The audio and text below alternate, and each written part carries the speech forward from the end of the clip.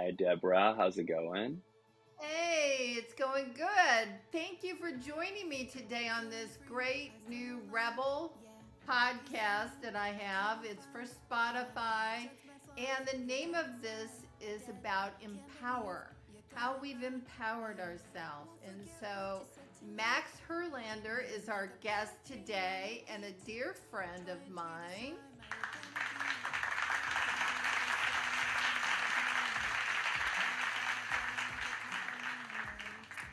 And Wow. Max, I Applause just and everything? wanted, yeah, I wanted to, I wanted to share with people That's great.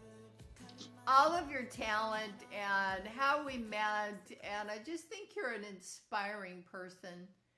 And I've been really, I guess, blessed to meet you and learn a little bit more about your story about how you are actually an American by choice and you are True. from Sweden. And I wanted to Yes. just kind of tell a little bit about how in the world did you get to America and why did you choose America to be your country? Sure. Yeah. Actually, to the date 10 years ago, I was living in Stockholm and I met the woman who became my wife. Her name was Betty Marie Barnes at the time, and she was living in Stockholm, and we met there. She is from Detroit, uh, and after we got married 2014, she was offered a job in New York City, and we decided to relocate to live here instead. So that's sort of how it happened. And yeah, throughout that process, Very cool. have become uh, I have become a citizen here, and also have had our first child, Olive, here that is turning 1 in July.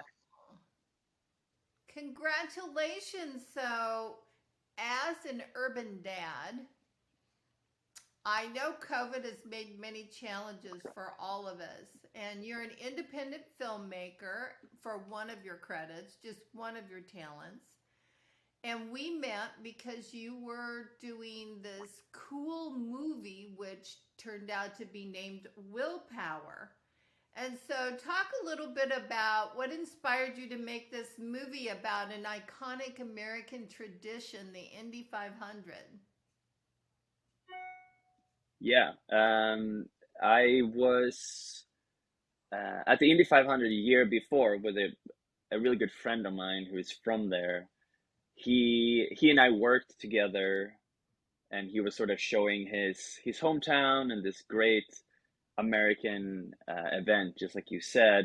And I had spent a lot of time in the U.S. prior, but and traveled a lot in the U.S. as well, and always had a love for Americana or iconic events here, or even just uh, places that looks like you're sort of in a movie. And the Indy 500 was that for me. It also takes place during Memorial Day, so there is also messaging about how this race and this big party is connected to freedom and democracy and also military in some sense. So it was a lot of layers that interested me to kind of talk about. And it's also a big drinking event.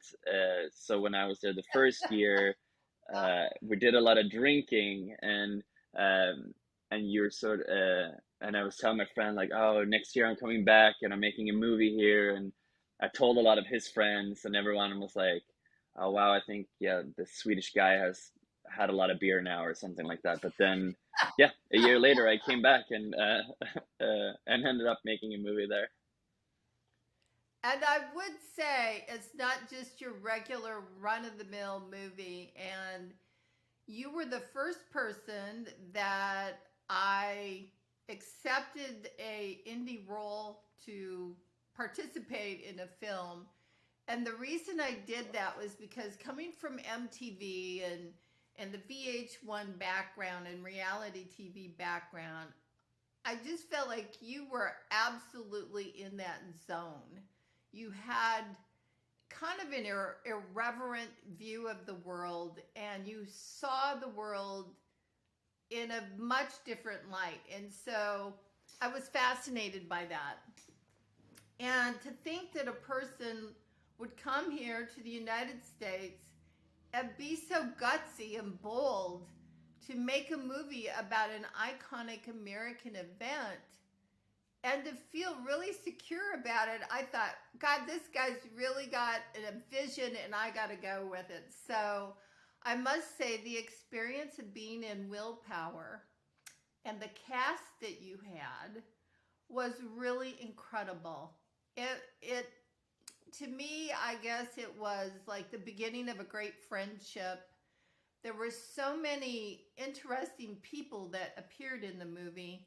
I didn't get to meet everyone, unfortunately, but the people I did meet and the interesting, like, tegu lizard that you had in there, I mean, it was just like you really got at the core of the American mind and all of the weird shit that goes on at one of these events that most people kind of don't look behind the scene to see. So, tell me, what was your favorite part about the movie when you got it all said and done? What's your favorite scene in the movie? Um, it's a really good question. I guess I honestly haven't thought about it, and it is hard to say. I should say that I made first an attempt to make um, various length of movie and ended up making a film that was about 15 minutes, and a lot of things that I was excited about uh, wouldn't fit into that. And I also made Mm-hmm. 23 1 minute episodes that I released on Instagram that offered like a little bit more room. Um, but a little bit on the thread that you're talking about, like I think what I really liked was sort of um, the diversity within the group, or the amount of different types of character that came together. You being one person, and several locals from Indianapolis, but also, yeah, this lizard that we found, as well as this kind of random tech guy that I met on Ibiza, and having, friends that are, Swedish rappers that came there. For me, uh, to have everyone come together in the same place, under the same type of mission, uh, represents a little bit of the craziness or the wildness that I like to pursue when it comes to an idea where a lot of people are like, how's that gonna work out, or how.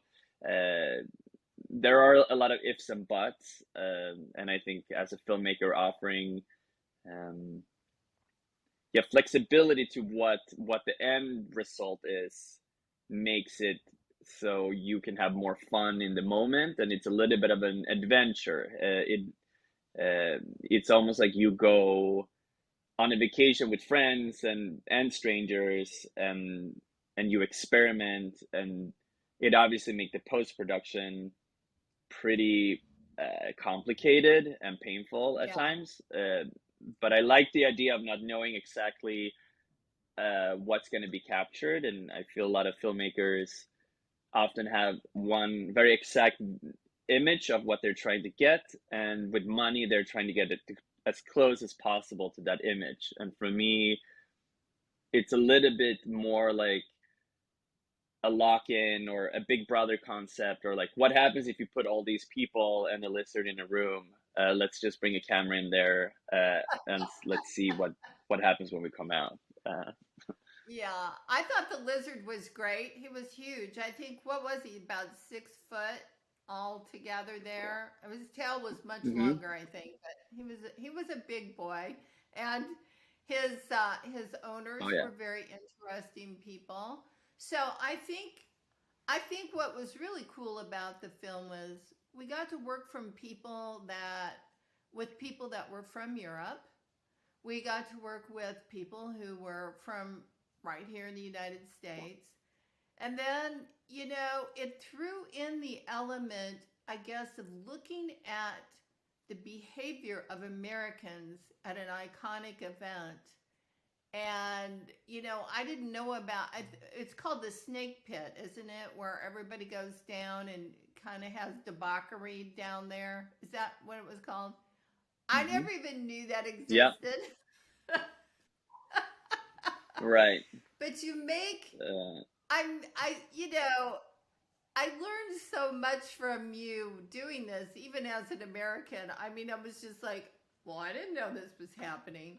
But I just was right. so moved by the film. And the guy that you got to sing in the beginning of the film, I just thought was sort of iconic. I'm going to play just a little tiny bit of what he was singing because I think it really speaks to the quality of what you've put together here, which is very cool. So I'm going to play just a little bit,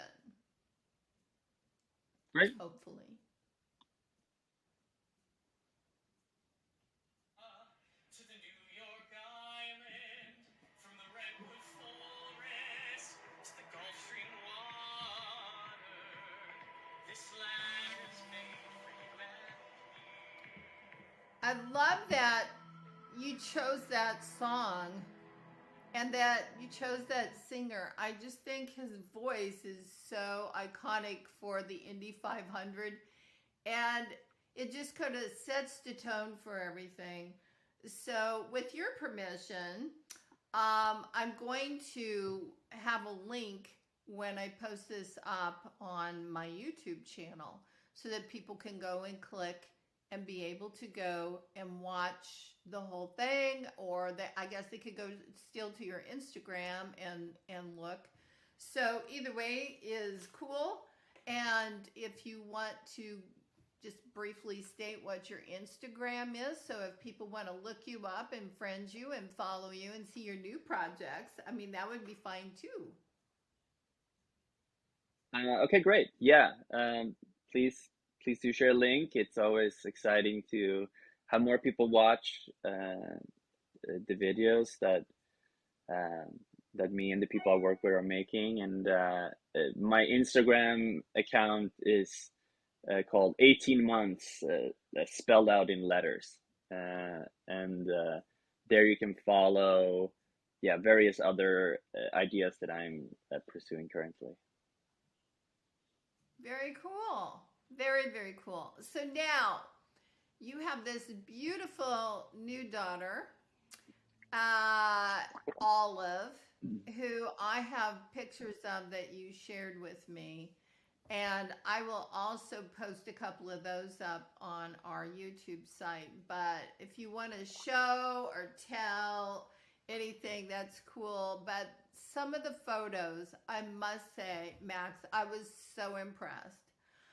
Seeing you, because you guys are in New York City, but seeing you power out as an urban dad. You've got the stroller, you've got the dog, you've got the little muzzle protector so the dog can't bite. You've got that stroller loaded up with diapers and bottles and probably an emergency medical kit, knowing you. And you are That's right. determined behind that stroller, man. You are empowered as a dad, as an urban dad. So tell me, I know COVID has had a profound effect on your ability to work right at the moment, but Betty is working and you're the Mr. Mom now of the house. So tell me, how does that feel? Yeah, yeah, just like you said, I've been home for about a year now. Betty was off for much of that year as well with her maternity leave. But currently, she is working full time, and I'm a full time stay home dad with Olive, which is really fun, and we're also taking care of our dog Blue that we mentioned. And some of the photos you're referring to are during a time that I documented a little bit. That was during a time where she broke her leg, um, and just sort of like was a difficult time for me, but also just kind of like humorously absurd in ways because we still had to go to the grocery store, and then I had to put her, like you said, with like a cone because she had to be protected from licking up the wound that she had from the operation. So she was sort of in in a baby Bjorn that is really for children on my chest while I was, maneuvering uh, the stroller, and then like getting groceries inside the food store. So there was like yeah, and even just like walking around looking like that, like obviously like a lot of tourists here in the city just also finds it just kind of like extreme or funny looking or like a little crazy even. So yeah, some of those photos kind of refer to that time, and now Lou is doing a little bit better, actually almost fully recovered, which is nice. Um, and I don't know if there was any other questions in there as far as COVID goes. Um, Obviously, New York City was a pretty extreme place for the pandemic due to it being so dense, and I know a lot of other places was as well. But yeah, we got through that, and even even during pregnancy, that is kind of scary. Or even like when you have a very small child around a pandemic, you have to make a few smart choices to make sure that everyone is safe in the family.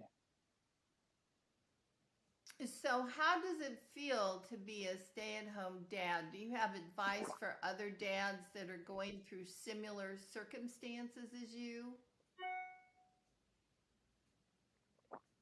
Yeah, I think the really simple way of saying it is, if you enjoy it, there's a good chance that you'll be good at it. And I think some things you can choose, and some are more natural. You can choose how you want to react or be in a situation. Um, but I think I personally also just kind of like uh, enjoys like goofy playing and listening to songs and singing and dancing, and yeah, just kind of simple things that are both education and sort of like enjoyment that you share with your child. And um, Hmm. I know being from Sweden that it's a little bit more, I don't know, maybe normalized just kind of to be home more with your child, both for the mom and the dad, and that it's a little more rare here. And I see, uh, yeah, I see the luxury and the benefit in it, and also for Olive to just kind of like, yeah, be with her family in the beginning of her life like this. So I Hmm. guess my only advice is like if you have this opportunity to make the most out of it, and yeah, for myself personally, it's just been a really fun and at times very difficult time too. It's a little bit like making a movie like we did. Like there's just always something that is like falling a little bit behind. So you're like, and I think I explained it to someone that it's that I'd rather be, like have it hard to be exhausted than to be bored. And there is just never any Oh, boring times with the job I'm currently having. Where with yeah. the job that I had before, which was being a salesman, there is at times it's just kind of boring to be at your job. So um, that's a big difference for myself at least. So, what do you have to say to the old stigmas that still hang around in some places? Thank goodness they're going away day by day, but what do you think about some of the old ideas of, if the man's not out working and making a living, he's really not that productive? What do you think? is really the learning that you can share with people so they can understand the value that a stay-at-home dad can offer to the family, to the children, and to, what you give back to the world. Sure. Yeah, I mean, um, I think for me, doing a lot of, because Betty and I used to live in Sweden, and I feel like there is maybe like an even more progressive conversation and also achievement in gender roles and how you kind of share responsibilities in the household. But for me to be more of a primary caretaker of both uh, Mhm. children and pets and house and food just gave me a greater insight into how much work that goes into it. Like I think, for instance, this could also be because you're like exhausted. I don't know, but like I just started to like enjoy all the food that we're having at home. And before I was like, sometimes I'm like, Yeah. I don't know, I don't like soup that much or something. But now I'm like, uh, if there is food, if I made it or if Betty made it, to me it's like wonderful, and it just kind of yeah, to be able to eat healthy and like homemade food, regardless of who makes it, is like feels like such a luxury, and it's been like interesting to see that shift. And I actually recently been in touch with a lot of stay-home dads um, for a project I'm doing, and I think one of them said something that I liked a lot. That was just kind of saying like that is really not a bad job. Like if you like really just look at it exactly as a job, and he was saying like I like cooking and cleaning is not hard, and it's fun with the baby and or even the child for that person. But it was cool to hear him really just talk about it exactly like a job. So like if you just compare, Mhm. you work longer hours at my current job, but you also get rest time, and you have kind of like doctor on call time. Like right now, for instance, when the baby's sleeping, this is my doctor on call time. Um, Yeah. but when you look at it really as a job, you're like, okay, it's the chores and the reward and the enjoyment together with the difficulties and the challenges, for that dad like Mhm. made him say like I think it's a good job, and I liked that perspective of it, and it certainly made me more it broadened my insight into someone else having the job, by having it myself, I should say. Well, I want to just say thank you for being a stay-at-home dad right now and for showing your child love and caring, and I just think looking at it as a job but also understanding how important it is incredible to me. And you're so organized, and I can just see it in everything you do that you're very organized. Yep. Great. And I just hope the other dads are half as organized as you are, and that and that you guys, I hope that you're going to make some kind of a movie or a documentary or something, because I think you have a lot to share. I think you've learned so much. And being an indie film producer, being able to write and be creative and show what that looks like, I think the gender bias could really use that boost to have a new insight. And I think if you guys could share your story, that might open up a lot of eyes. And, here's the other thing. There's a lot of same-sex couples now, right? We have to redefine what does it look like to be the main caregiver, to be the person that's gonna maybe stay at home and help the child learn, do ABCs, write their first word, take their first steps.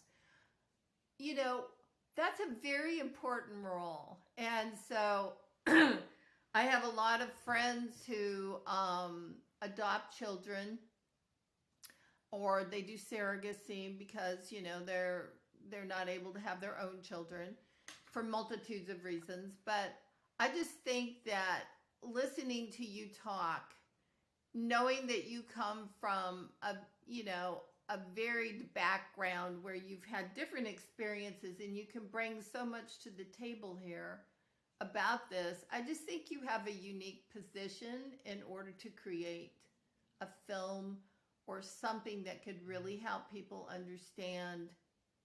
Not only is it a job, not only has it got a really important end game to it, right? Like if you're in sales, you got to make so many sales to be able to keep your job, produce. But when you look at the amount of work you do as a dad at home, the schedules, the responsibilities,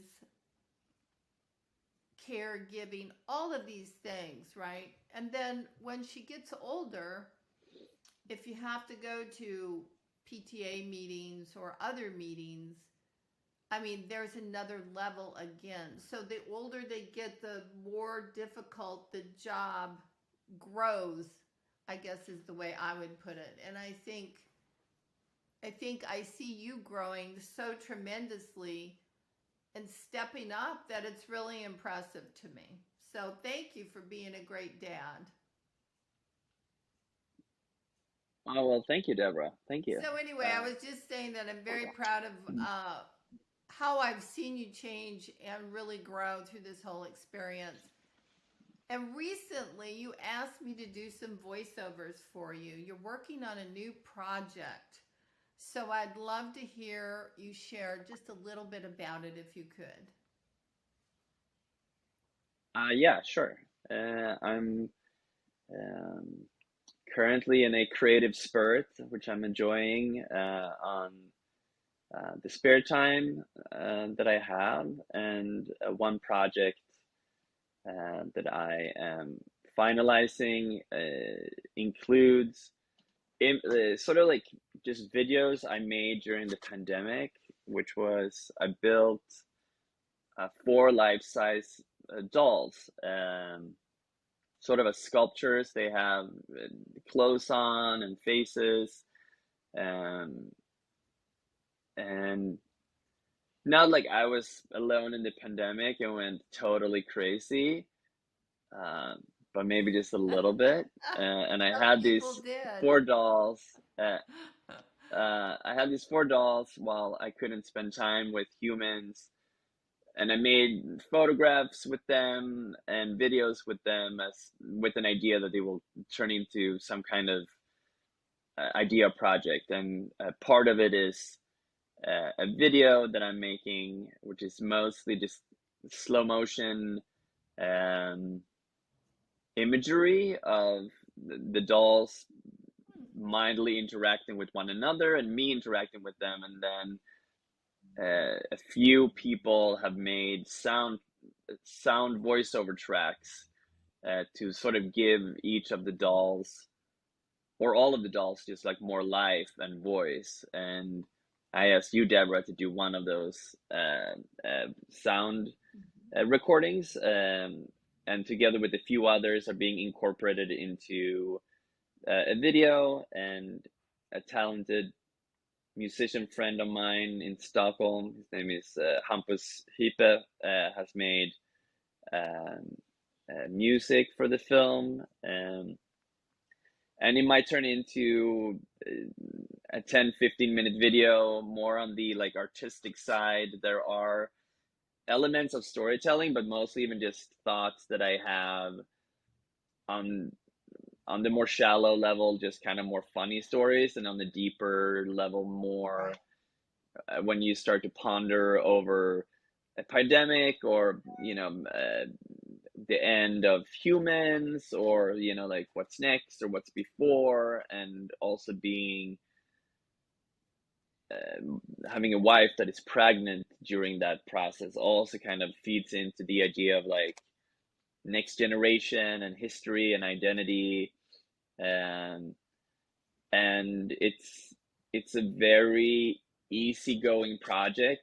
Sometimes it's very, like Willpower was um, a more difficult post production, where it's like Mhm. maybe that scene with that, or maybe like shave away 1 second here, more uh, small fitting situations, and this is a little bit more broader and easygoing, sort of with the dialogue.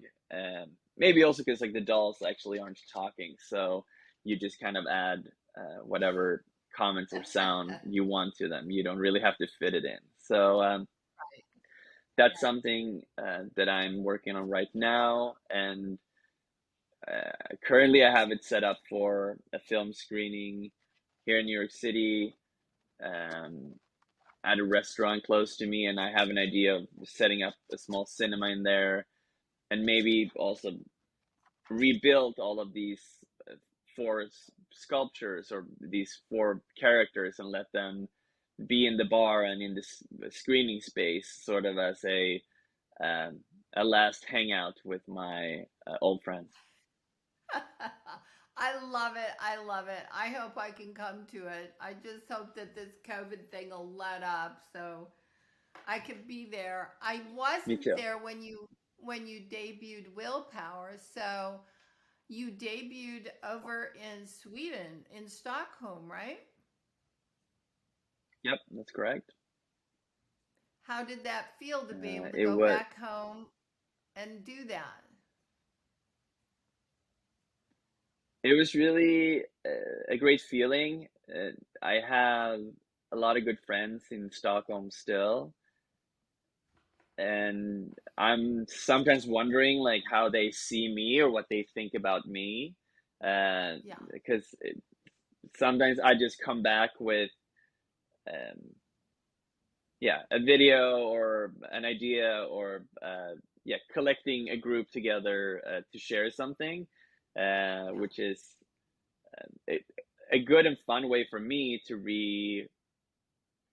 um, to get to spend time with my friends, but at time also just kind of um, yeah, fast and not shallow, but there were so many conversations that I wanted to have during that evening, and it was quite short. But it was screened at a museum in Stockholm called Fotografiska, which is a photography museum. Um, Oh, cool. and I had like a good turn up of friends and friends of friends, and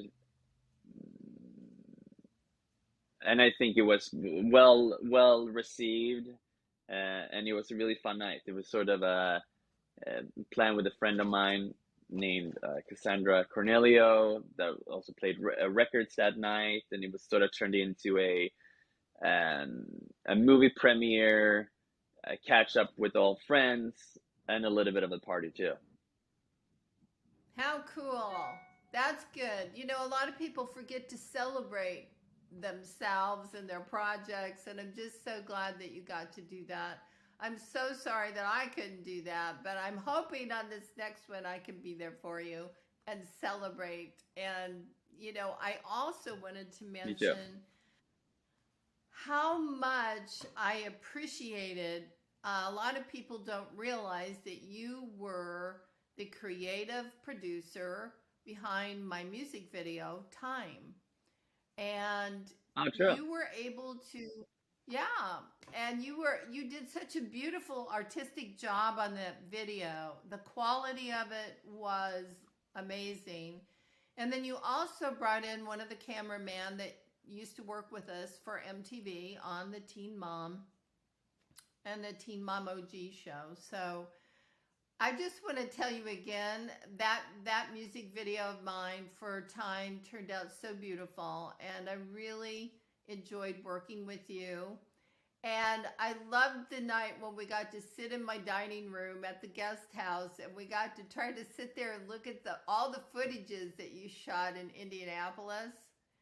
I mean, that was really incredible because your filming is so high quality, the visual colors and the sound and everything. You just forget it's an indie thing because it's so high quality. The race cars that you have in there and the visuals I thought were just absolutely top shelf, and I just can't say enough good things about your production capabilities. So I hope the right movie people are watching and that they will give you a buzz, and you will be able to do some really creative projects, maybe like with A24 or some of these other people that are out now. And I just would like to see you do something really kind of big because you have a lot to say when you look at the Americans and you look at all of the things we do. And let's face it, a lot of people just get up every day, they're in automatic. They don't really think. It's just like kind of a Right. routine, right? And they just have their routine and they just don't like mix it up. And I love the way you mix things up because you look at things and analyze them and you bring a really cool Well, thank you. perspective. Yeah, no, I think I have kept on being curious through life, and a lot of my own way of learning comes from communication with people. I've always been, sorry, I'm gonna take some water. Um, yeah, no, for me, just sort of investigate and communicate with people, and um, just learn through doing has just kind of always been the way that I've gone about things. And yeah, it's been so fun being here. I think also because there is an openness in the United States that is maybe also a little grander than where I'm from, as far as um, yeah, I was actually shooting something just a few weeks ago, and I was including several like children actors, and just never really done that before, but basically connecting with parents of the 3-year-olds in New York City that likes acting. And yeah, obviously, like doing it under the circumstances that you can. In my own situation, as still have to take care of my baby, even if my wife helped me a lot. But Nice. basically, having a shoot schedule that was scheduled very different this time because it was around people's nap schedules and things like that. So it's a little different. So what's Olive's favorite song? Do you sing her a song or do you read her a story that's kind of a really cool time Yeah, together? we have a couple of different things that we do together, routinely almost every single day. And yeah, I should start by saying I speak only Swedish to Olive, and Betty speaks English. And I try to Oh, play a lot of Swedish music, um, and yeah, have a few bedtime songs and things like that that I've gotten, yeah, from my family or from my parents, that I'm trying to sort of pass on a little bit as well. We're going back to Sweden for the first time this summer to have all of meet all of our family there. But the idea is to sort of try to give her a little bit of both worlds. Um, and I think hmm. it's also a little bit what kind of songs that I like the most, and which ones that my wife is the least tired of hearing. That's sort of the combination. Um, these last mornings, we've been Oh, listening good. to Shania Twain's song "Man, I Feel Like a Woman." Uh, Oh yeah, my, I love so we've been. it. I love I that. don't. I don't know the lyric that well, Awesome. but we're all kind of singing in the chorus and having a lot of fun with that. That's Yeah, cool. Well, I was never that brave, but with Sophia, my granddaughter, I would get her laughing. I know you're not supposed to do that, but before bedtime, I would get her laughing because we would always sing 10 Little oh, Monkeys that's jumping fun. on the bed. And so I always had this, it was, and then we would start acting it out. And so she would literally jump on the bed. So it had a double thing though, because by the time we got through all 10 monkeys, she was ready to lay down and relax. Oh, So smart. Yeah, it yeah, was yeah. all good. The last energy was used Anyway, up. That's good. yeah, right. And it was fun and we kissed and then we would hug and then it would be time to go to bed. And if I tried to read her a nighttime story, I would fall asleep literally before she would. And many times before the story was over. So I couldn't really do the story time because it was just like, you know how it is. You Yeah, get exhausted from doing so much. And at some point, yeah, you definitely. got to wear down and relax too, you know. But she's a No, good baby. actually, I mean, I we have usually have real, like a little real peace. monitor. Maybe Betty has it. She's actually my wife is in the other room, and she's on a video call with her job. But yeah, Olive woke up Oh, very before nice. 5 this morning, which is earlier than she usually wakes up, and we were up and um, explored some of the things around the house, and we both sort of had a power nap between night and 9 and 10. So she was still pretty exhausted when she went down now around 1:30. So I feel like kind of set it up so she would be really tired.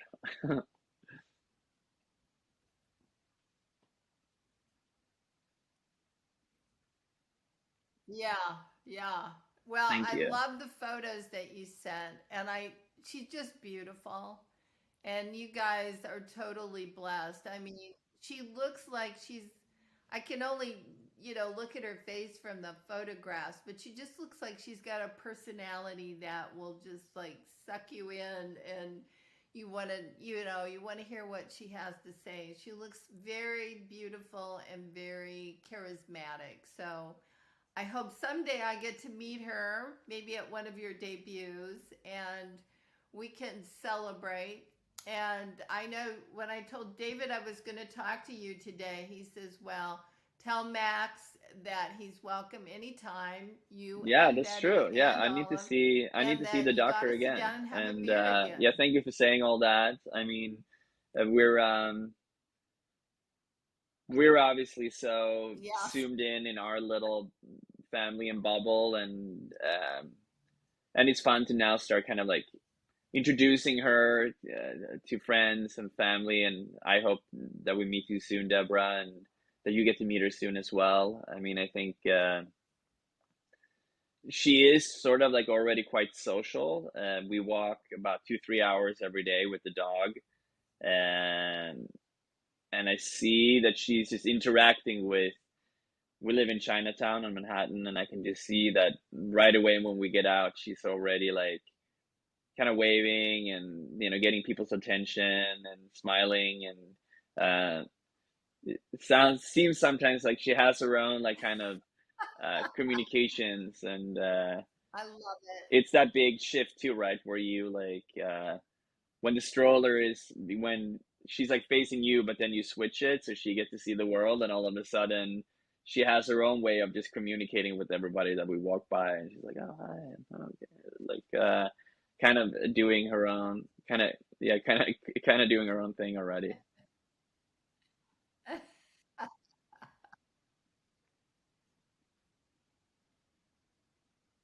So recently you said they were filming a movie by your house there.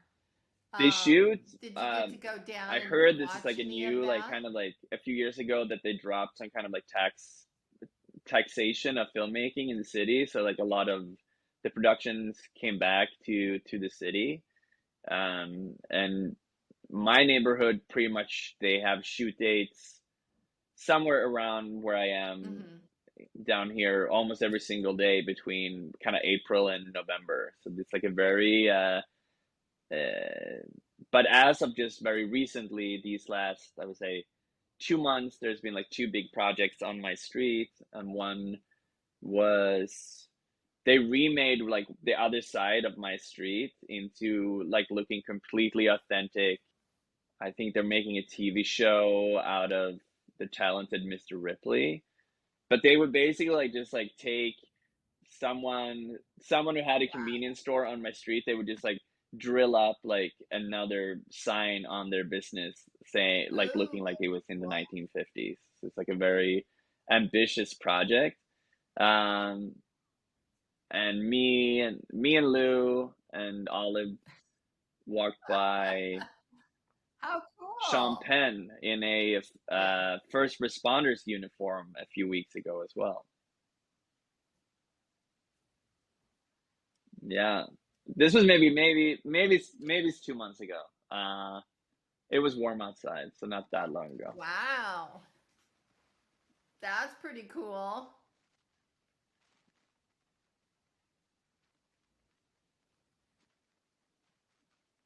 Yeah. Well, that's exciting. Not many people can talk about that kind of thing. And I'm glad they're back in the city making movies again. I mean, New York and LA are iconic places to do any kind of movie making, filming. So you're in the right place, my friend. You can go out there and create, and then you've Yeah, got it's great true. I places, mean, I think venues to show your uh, films. So I think that's the also a positive side gift, is like just how normalized it very is to try cool. to pursue something, and how much you can look at others just right where you're, like standing, and learn from others and collaborate with others. And just like you say, yeah, just a lot of good options to experience art and video and things like that here as well. Sometimes I think it's hard that so many people are doing so many things, and it's hard to feel like you're like that you get in with your idea or something, right? Where the level where I'm the little mushroom, and there's a bunch of big mushrooms over you, and the very few of the Yeah, drops land on me. yeah. But I think that I've just done it in a specific way for yeah, I true know, to your yeah. idea and your concept. I feel it's hard to lose as well, and I feel very blessed for everything that sort of came to me. Yeah. Well said. Well said. Well, and I'm glad that you have determination to make your dreams come true. And that's part of why I wanted you on today, because I think you're such a fine example of going through so much adverse so there's adversity, coming from one country to another, totally different cultures, right? And being able to say, okay, I'm here, this is my dream, and I'm going to do it, and not be intimidated by it. You just keep going. And I think other artists and singers, movie producers, anybody who's got a dream who will listen with what you have just told us will hang in there and say, I can do this.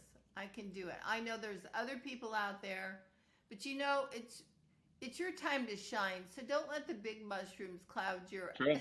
your shine out. You've got your right to shine. Part of part of my success is to not be successful. I feel sometimes it would be great with some type of uh, more yeah, ability to make it larger, like you say, like if that, like with the budget you can do more. um but the level where I'm doing creative crafts, there is also very little responsibility and answering to someone else, and that also allows it to remain with within, where I stand, what I feel, what I think, and I don't have to do things to sell it or to please someone else within that might just like look at it from um, a colder perspective or calculated perspective and not an artistic way. Very good. Well, I can't wait. And thank you so Me, I much, really loved Max, it here. for Have a being great one, and on we'll talk soon. today and taking time out to tell Bye us bye. about your new projects and about being a new dad. And tell Betty hi for me. And I can't wait till I can travel to New York. I really miss New York and I really miss working there, to be honest. I really do. So I think you're in the right place. I think you're doing the right thing and more power to you. Keep that courage up and keep being creative. Ciao.